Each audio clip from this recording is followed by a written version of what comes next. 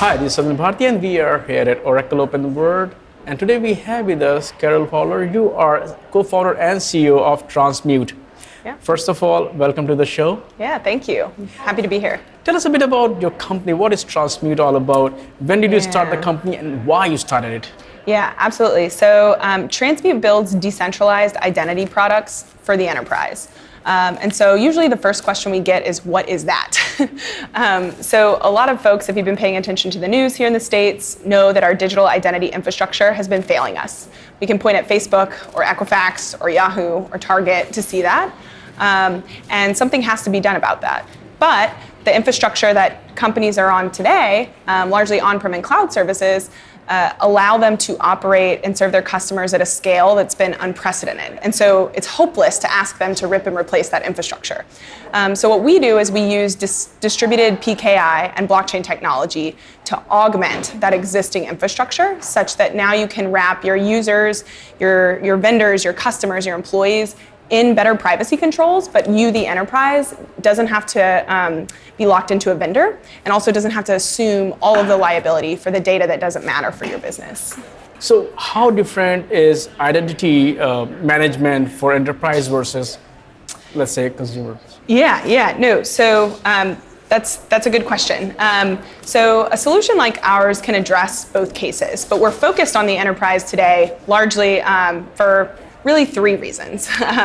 The first reason is because they're who's adopting it first, them and government. So we do have government customers, and so B2G is part of this. And when I say they, I mean the Oracles and Microsofts of the world, the IT service provider vendors. They're first to move on this kind of infrastructure. The second reason is because enterprises are increasingly facing a situation where as they grow, they're also growing their risk, and at a disproportionate rate. And so that's why it's useful to point at things like Facebook and Yahoo in certain circumstances. And then the third reason is kind of the combination of these things means that we have a lot of regulation coming at us in terms of consumer privacy. First being California, but GDPR came online, now quite recently. And so companies are having to figure out, how do I continue to grow in this environment without growing my risk disproportionately and without compromising my revenue streams?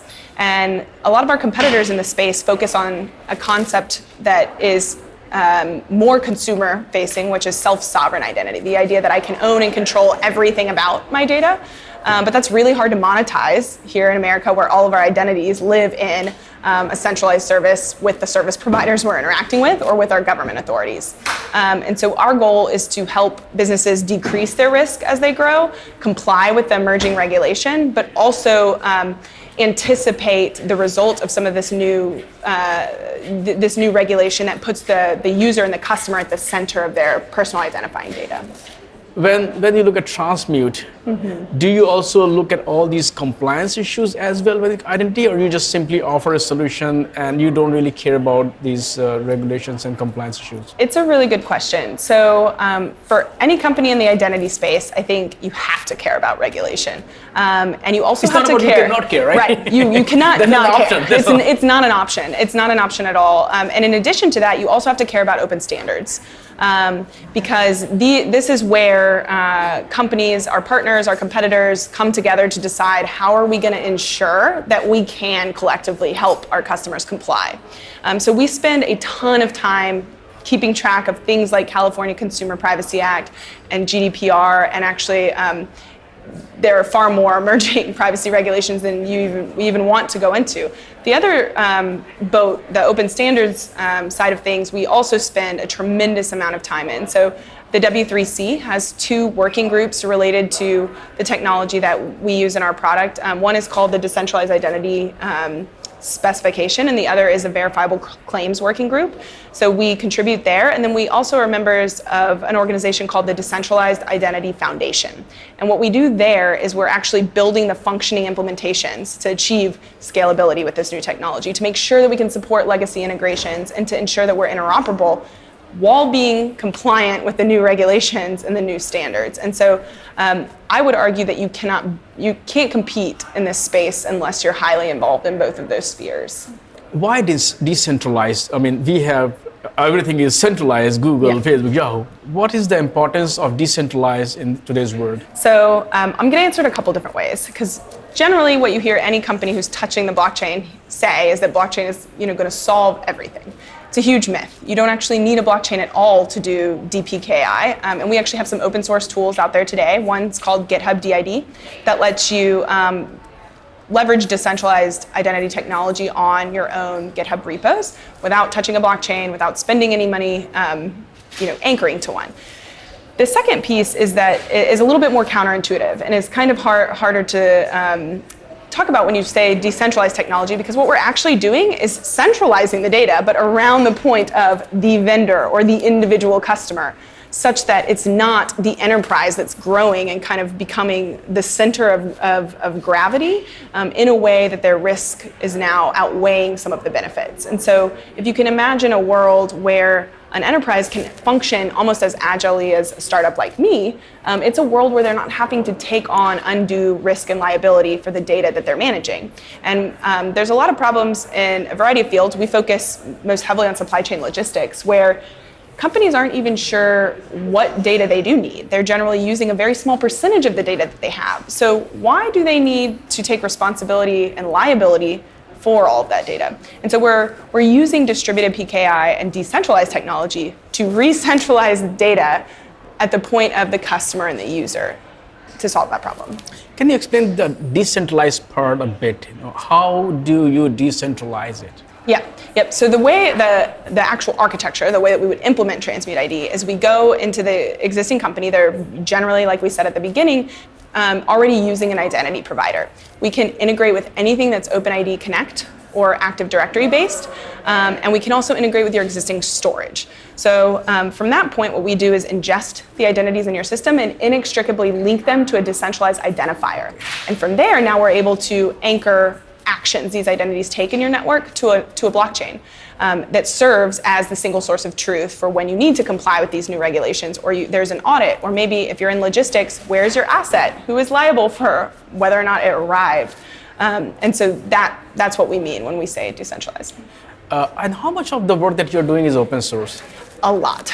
Pretty much all of the core technology is open source. Our secret sauce really comes into play into how we configure that in our workflow engine. But our identity method is open source. It lives under the diff repos, or the Decentralized Identity Foundation, GitHub DID, the Transmute framework, kind of all of our tools, and even some signature suites we've now moved over to W3C exist in the open source. We're incredibly strong believers in this. I don't want a world where my identity infrastructure is not auditable by the best engineers in the world. And so I think that is the right approach, and it's the approach we're seeing the big players take as well. They're at the table with us. So what is the reason why you choose to do most of the work in open source? There are a couple of reasons. One is that, maybe you're leveraging a lot of existing open source technologies. Mm-hmm. Second is you mentioned, so that anybody can audit the code. Mm-hmm. Or how much do you really care about building a community so that you don't have to do all the R&D work? Oh, yes. We care tremendously about the community. I'm going to just kind of take my hat a little bit off of like selling Transmute ID, and the startup founder answer is every startup founder gets asked, why should I do business with you? You're a startup. But if you're leading some of the standards work, you're putting your code out there in the open source and it's alongside some of these bigger players, you're building credibility out of the gate. And absolutely, my team of 6 loves the help we get from open source contributors. And because it's the core of our enterprise offering, that value just flows straight through to our shareholders. So it's strategic, but it's also impactful. And earlier you also mentioned that why would company want to work with, so especially in the identity field, trust is very important. Trust, not just trusting my identity with you, but also trusting you as a company or you as a product. So how much role does open source play in ensuring that people can trust you? Yeah, absolutely. So I think because it kind of goes back to the what I said earlier around building credibility. Right. So not only is it auditable, but the way that decentralized identities work is such that I can't take ownership over what is yours. So with the core open source and just the nature of handling identity like this versus how it's mostly handled today means that we cannot we can't commit fraud. We can't, and when it comes to something like a distributed ledger, even if you do, you can't lie about it tomorrow. So the nature of the system and the configuration of these DID methods is such that a lot of people say it implements trust. I like to think of it as a trust enforcement tool. I still need to know you. I still need to trust you, especially if I'm in logistics. My relationships are my secret sauce. They are my IP. They're my everything. I don't want, I don't envision a world anytime soon where that's going to change or the human factor is going to go away. But if you can layer something on it that doesn't disrupt your existing CapEx investments and your on-prem databases or your cloud infrastructure, and you can go on as business as usual while adding an enforcement layer, I think that's where the world's headed. What kind of platforms, like you work with Oracle, what are the other you support and work with? Yeah, so for us it's incredibly important that our customers aren't locked into a vendor. So one aspect of decentralized identity is portability. When I don't want to do business with you or I want to issue a GDPR, a right to be forgotten request, I want to be able to unhook my data and take it with me. The same thing is true of an enterprise. So we actually today support the top 3 major public cloud providers in addition to Oracle. So Amazon, Azure is probably the one our customers have driven us to the most, which we're excited Oracle has a partnership with them now, and Google. And then on the IDP side, we integrate with, again, anything OpenID Connect or Active Directory based. Largely to date, that's been Oracle or Microsoft products. And then on the decentralized side, we're also ledger agnostic. We've done the most work with the Ethereum protocol and private forks of it, largely because our customers have demanded that. And we've done a fair amount of work with Oracle's blockchain platform and IBM's Hyperledger Fabric, which is, of course, what Oracle's blockchain platform uses. So you have almost everybody covered. Yeah, so we have built an impressively generic architecture that is poised to be agile enough to handle the impending regulation coming down, but is also incredibly novel and far more scalable than any system we've seen out there in the space today. Before we wrap this up, any closing thought that you have about either the project or community? I would encourage the enterprises who are watching this or the engineers that are looking at this to learn about the technology, to explore it, because just the way the new privacy regulations necessitate your business adapting, so do these new technologies. And so a lot of companies are afraid of what it will do if they can't, have the same kind of data, monetizing data practices in their business model. And I think their fear is kind of misplaced. I think there are brand new business models that are way more efficient, that get the job done in a much more cost-effective manner, that are going to emerge from this, that are going to let enterprises scale much faster with much less risk. And I want to see more companies embracing that. Awesome.